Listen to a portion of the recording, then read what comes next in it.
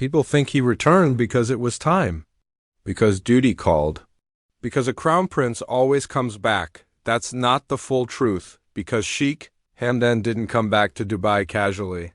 He came back after something changed, and that change wasn't visible in headlines. Let me ask you something. If you had everything, power, respect, freedom to live anywhere in the world, what would actually bring you back?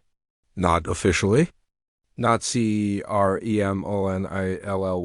But personally, for a long time, Sheikh Hamdan was physically away from Dubai. But emotionally, something else was happening. People noticed it slowly, longer stays abroad, quieter appearances, poetry that sounded heavier than before. And then suddenly he was back, not loudly, not explained. Just back. The palace never announced a reason. Because royal families don't explain emotional decisions, they normalize them. Here's the part most people miss. Royal returns are never about location. They're about responsibility reaching a breaking point. At some stage, distance stops protecting you and starts questioning you. Behind palace walls, timing matters more than comfort. When the future gets closer, when expectations tighten, when stability becomes urgent, personal escape stops being an option. But this return wasn't rushed. It was deliberate. Because coming back meant more than landing in Dubai. It meant stepping fully into a role that doesn't allow emotional absence. There were things he couldn't carry from afar anymore. Decisions. Expectations. Quiet pressures that don't travel well. Some responsibilities demand presence, not distance. People assume royals leave for freedom and return for duty. The truth is more complicated. Sometimes they leave to breathe and return when breathing is no longer enough. Another detail people ignore. Royal families don't pull their heirs back with force. They let reality do the work. They allow distance until distance becomes unsustainable. And when that moment arrives, there's no dramatic conversation. Just understanding what really brought Sheikh Hamdan back wasn't one event. It was accumulation. Of responsibility, of expectation, of a future that could no longer be delayed. This is why his return didn't come with explanations. Explaining would have invited questions. Questions invite interpretation. Interpretation weakens control. So silence remained, but silence doesn't mean nothing happened. It means everything important happened privately. Royal life doesn't allow emotional pauses forever. At some point, you either step forward or let others step in, and that choice is never optional. So when people ask, what really brought Sheikh Hamdan back to Dubai?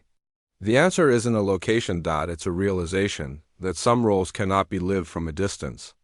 That some responsibilities demand presence, even when it costs comfort.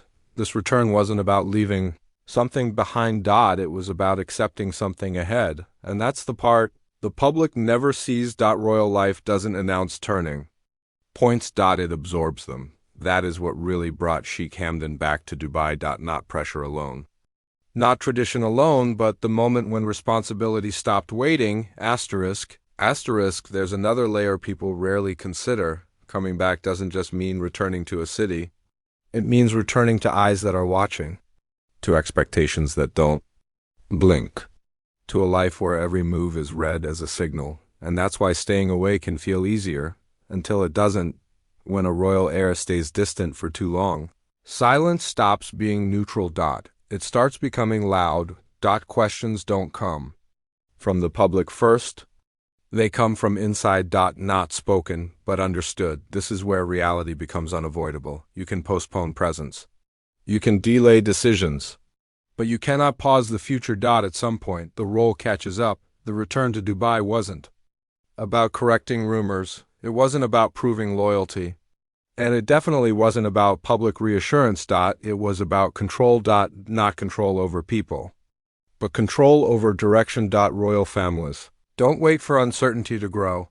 They address it before it becomes visible. And presence is the strongest form of reassurance without saying a word.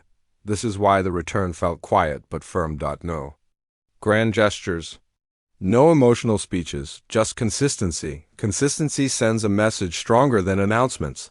I'm here, I'm present, and I'm not stepping away. People often think royals live without pressure. The truth is, they live inside it. Every absence is measured. Every delay is noted. Every silence is interpreted. Staying away for too long invites speculation. Returning closes it, but here's the most important part. Coming back doesn't mean comfort returned. It means acceptance replaced escape, acceptance of responsibility, acceptance of timing, acceptance that some parts of life are no longer optional. This is why royal returns rarely feel joyful. They feel grounded. Because grounding means roots. And roots are heavy. There are things you can manage from a distance, appearances, statements, plans, but there are things that demand presence, leadership, authority, continuity. Those things don't travel. The return to Dubai wasn't about ending a chapter. It was about starting one, without announcing it. That's why nothing was explained, because explanations suggest hesitation, and hesitation is not something power ever displays willingly. So when you ask again, what really brought him back, it wasn't pressure alone. It wasn't duty alone. It was the moment when distance stopped serving its purpose. Royal life allows pauses, but never retreat, and when that line is reached, the only move left is forward. This return was not emotional. It was decisive, and that's what makes it important, not the travel, not the timing, but the meaning behind it, because in royal life, the most significant moments are the ones that happen without explanation. That's the truth most people miss, and that's why this return mattered more than anyone realized at the time. Asterisk, there is one final truth that completes this story. Royal returns are not about going back. They are about staying when leaving would be easier, staying when distance would feel safer, staying when silence could avoid pressure. When someone like him returns, it means one thing has happened internally. Escape has stopped working. Distance can protect you for a while. It gives you space, perspective, breathing room, but distance cannot build a future. And at some point, the future demands presence. This is the moment most people never see, the moment when a royal heir stops negotiating with time, when later quietly expires. Coming back meant accepting scrutiny again, accepting weight, accepting that every step forward would now be watched, measured, and remembered. That is not an easy decision. It is a costly one. People romanticize royal life. They imagine freedom, luxury, endless choice, but the closer you get to the crown, the fewer choices you actually have. That's why this return mattered. Not because of where it happened, but because of what it represented. It marked the end of emotional distance. From this point forward, absence would no longer be tolerated. Even quietly, presence became non-negotiable.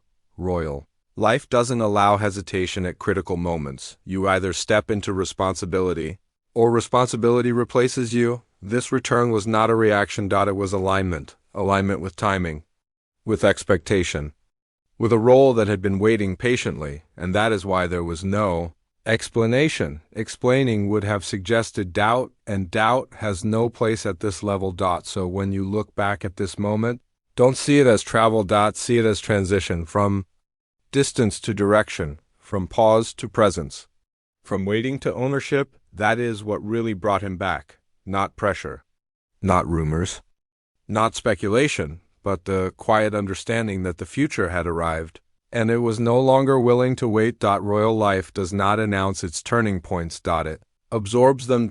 And moves forward. This was one of those moments, and most people didn't even realize they were watching it happen. That is the real story behind Sheikh Hamdan's return to Dubai. Not dramatic, not emotional. Just decisive.